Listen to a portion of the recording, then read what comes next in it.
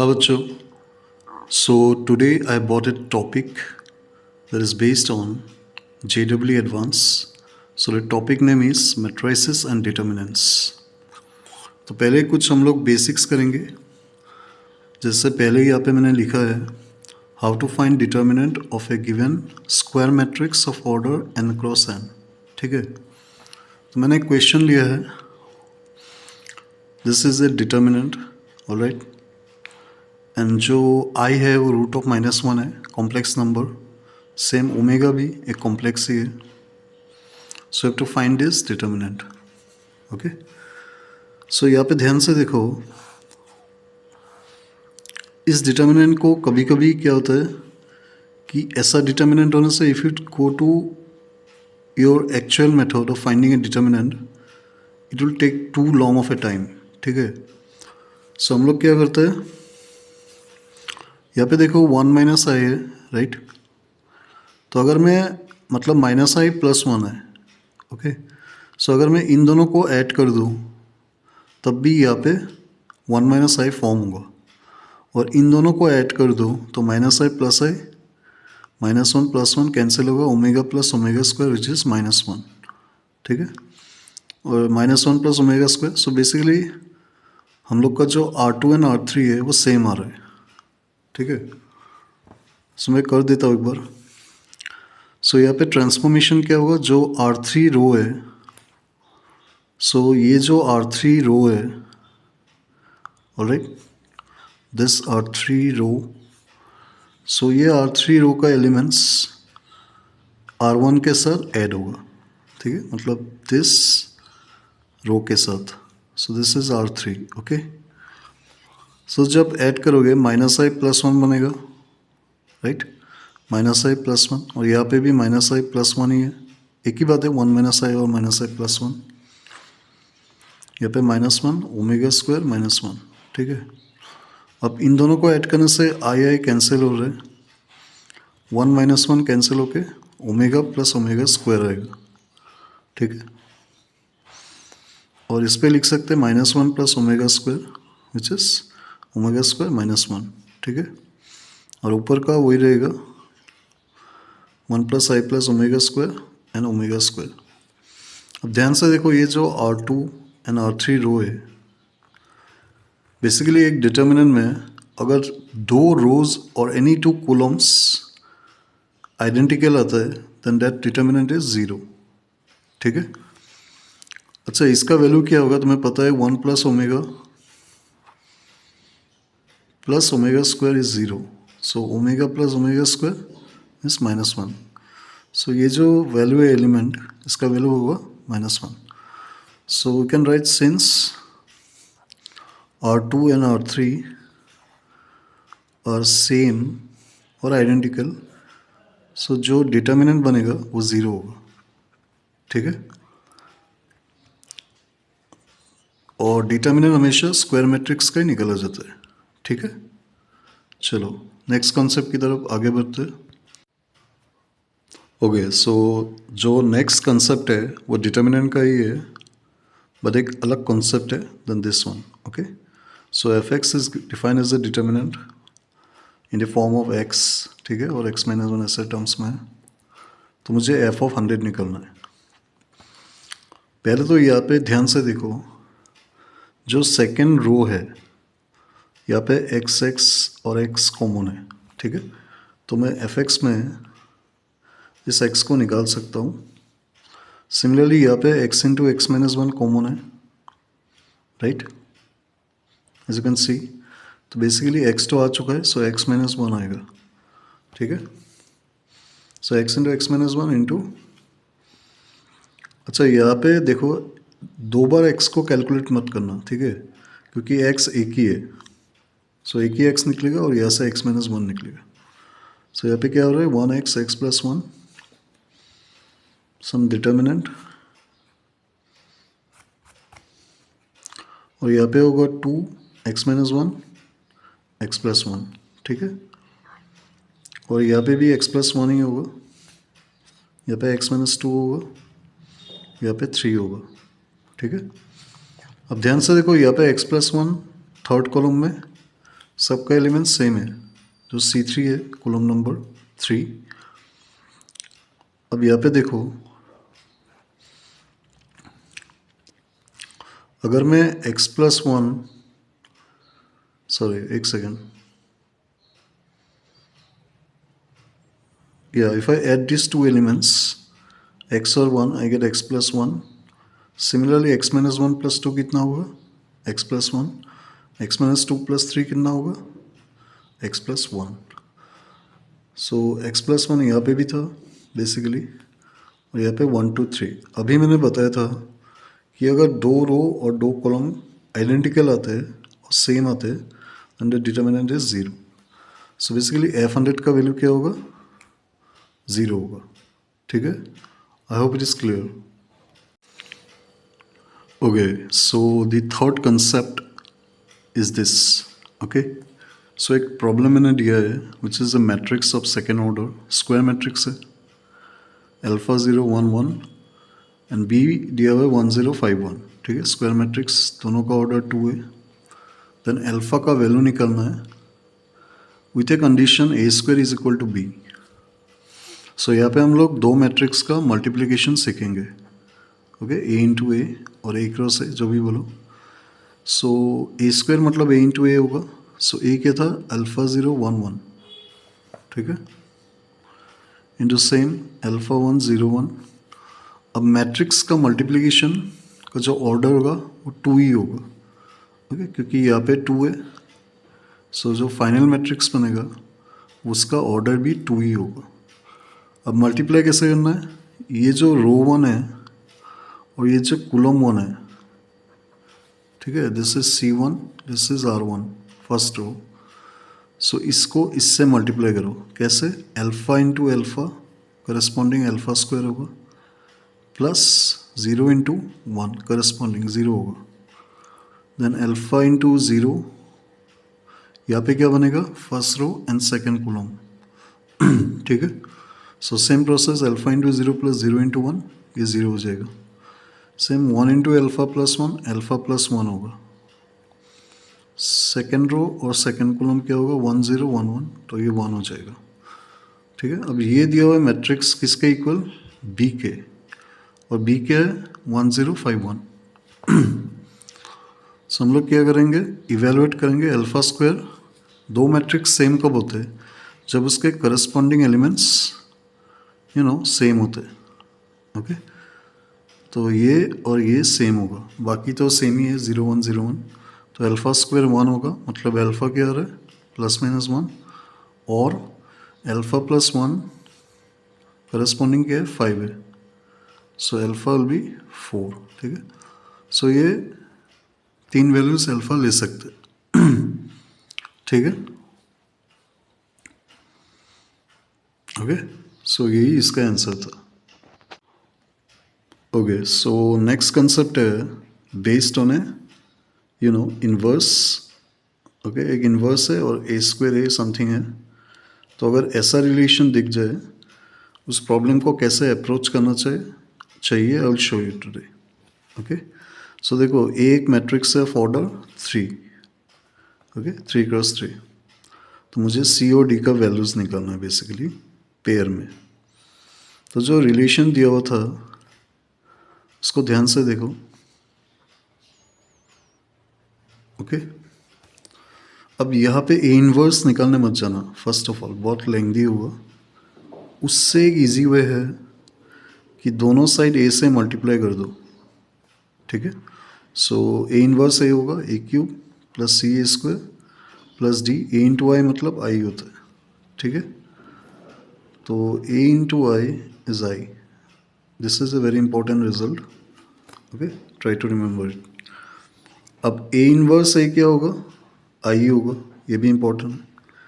So A cube plus C A square plus some D I. ठीक है, तो आई को इस तरफ लाते हैं तो 6 minus D I which is 1 0 0 0 1 0 0 0 1। ये आइडेंटिटी मैट्रिक्स होता है। Okay, is a square common लेके ए प्लस सी। ठीक है, डिस्ट्रीब्यूटिव प्रॉपर्टी से। अब मुझे सिर्फ ए स्क्वायर और ए प्लस सी को निकालना है।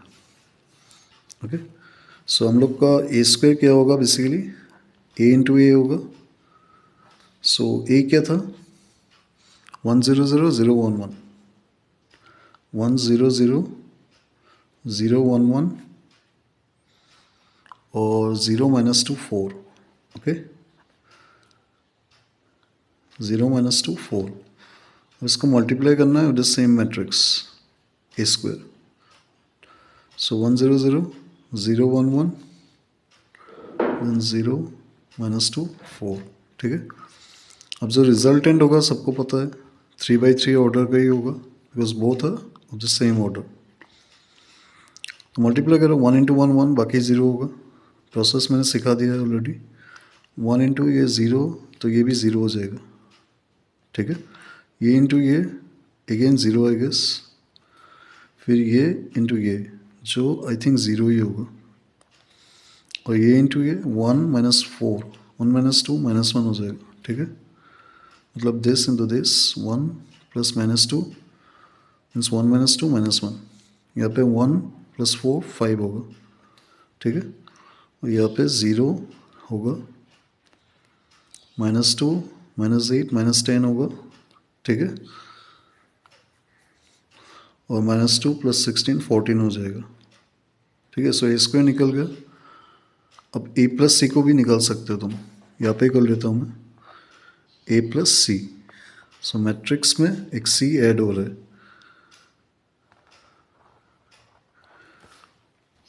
अच्छा, तुम्हें पता है कि ए प्लस सी को ऐसे निकाला नहीं जा सकता है क्योंकि सी एक कांस्टेंट है. ठीक है, एक मैट्रिक्स नहीं है. सो बेटर ऑप्शन होगा तुम इसको ब्रेक मत करो. Okay, A cube plus A square सी निकालो. तो ए क्यूब निकालना पड़ेगा मुझे. ठीक है, ए स्क्वायर निकल गया. उसके साथ अगेन मल्टीप्लाई कर दो एक ए. ठीक है. सो 100,011 0 माइनस 2 4 मल्टीप्लाई कर दो, तो रिजल्टेंट भी 3 ऑर्डर का ही मैट्रिक्स बनेगा. ओके. और उसके निकालने के बाद यहाँ पे पुट कर देना A cube plus A square into C. ठीक है. एंड इक्वेट करना इसके साथ, तो will find the values of C and D. चलो. ओके, सो नेक्स्ट मैंने एक प्रॉब्लम लाया है जो JEE एडवांस का है. Let's see how we can do it. So P एक 2x2 का मैट्रिक्स है with some values A B same and Q is defined as. देखो Q कैसे डिफाइंड है, क्योंकि ये जो निकालना है ये Q की पावर 2025 करना है मुझे. सो पहले Q को निकाल लेता हूँ. देखो यहाँ पे तुमको P इंटू पी ट्रांसपोज दिख रहा होगा मल्टीप्लाइड में. तो हम लोग A को बाहर करते हैं, P इंटू पी ट्रांसपोज करते हैं. ठीक है. सो A तो रहेगा, P क्या था, √3/2 1/2 -1/2 √3/2. ठीक है. और इसका जो ट्रांसपोज होता है वो सेम √3 1/2 ऐसे होगा. √3/2 1/2 माइनस ऑफ उल्टा ऊपर जाएगा. So minus of √3/2. So basically मैंने क्या किया, ये P मैट्रिक्स है, इसका ट्रांसपोज को निकालने के लिए ये जो पहला कॉलम है इसको रो बना दो, पहला रो. तो √3 माइनस ऑफ, और जो सेकेंड कॉलम है ये सेकेंड रो बना दो. ठीक है. So half √3/2. अब अगर इसको इंटू करूँ मैं तो क्या आ रहा है, 3/4 प्लस 1/4 डेट इज़ 1. तो यहाँ से माइनस √3/4 प्लस √3/4 0 आ रहा है. ठीक है. माइनस √3/4 प्लस √3/4 0, फिर 1/4 प्लस 3/4 1. इंटरेस्टिंग. सो देखो यहाँ पे मुझे क्या मिल रहा है, ए इंटू आई मिल रहा है फर्स्ट ऑफ ऑल. ठीक है. So Q is nothing but A into I. So यहाँ पे डायरेक्ट हम लोग पुट कर सकते हैं. So P transpose into P क्या होता है, into Q to the power 2025, right.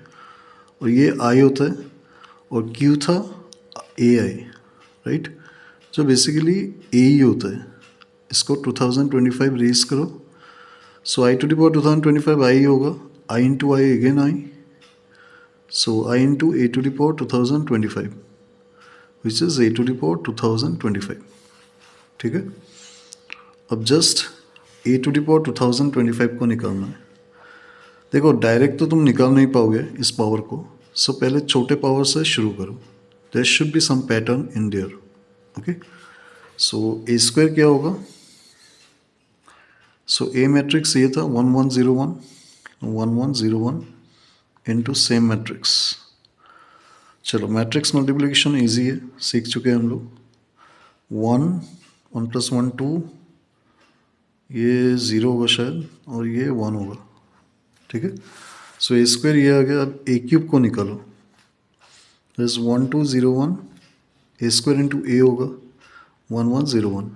ठीक है, सो यहाँ पे क्या आएगा 1, यहाँ पे 1 + 2 3 आ रहा है. ठीक है,